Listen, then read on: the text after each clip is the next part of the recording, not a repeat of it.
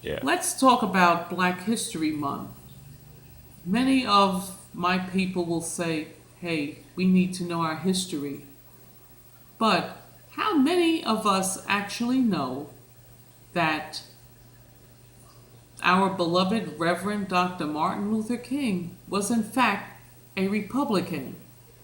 With all that is mentioned about him, and mainly we talk about the I Had a Dream speech, he made many other speeches as well. It is never mentioned that Dr. King was, in fact, a Republican. As a matter of fact, the entire King family were Republicans. I had an opportunity today to meet briefly with Dr. Alveda King, Reverend Dr. Martin Luther King Jr.'s niece. We were all part of a march in Lower Manhattan regarding bringing awareness about abortion. Abortion, which is was Margaret Sanger's brainchild. Margaret Sanger, who is lauded and praised as being a woman for women's rights, giving women the right to choose. She was a Negro hater. She hated blacks. Margaret Sanger was the founder of the Negro Project, and she was also famous for wanting to keep using population control methods to, in fact, reduce what was called the inferior peoples. She hated black people, but yet she is praised in the history books at the public schools. She is praised in health classes. Because you know what? Truth be told, some of the white liberals, they hate us. Yeah, they hate us black folks. And what better thing to do but control the population of people that some would consider troublesome. Matter of fact, a few blocks down the street from me, right here in East Orange, is a Planned Parenthood clinic. They made sure to have Planned Parenthood clinics all over America, particularly in the black communities. And sadly, in some black communities, there are more abortions than live births.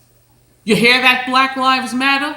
There's more abortions than live births. What about the blood of the innocent preborn children that didn't have a chance to draw their first breath?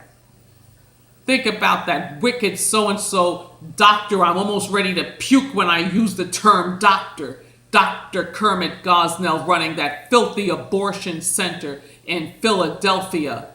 And with his black racist self, and yeah, he's a black man and a black racist, his own staff which testified against him during his case, where he, by the way, he was found guilty and will never ever leave prison alive in his lifetime. He was found guilty of multiple murders, doing brutal acts. I'm not even going to get into it, but brutally killed very late-term babies that could have been born alive.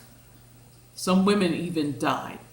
One of his own staff said he would send the white patients to the nicer, cleaner parts of the clinic. I guess you could say Kermit Gosnell was would have been a good nigga according to Willie Lynch. I know most of you know who Willie Lynch was, but for those who don't know, he was a British slaveholder who used all types of psychological tactics to do, as he called it, break the slaves the way you break a horse, so that they would be loyal to the slave master, but dysfunctional towards each other. So this is what we have going, and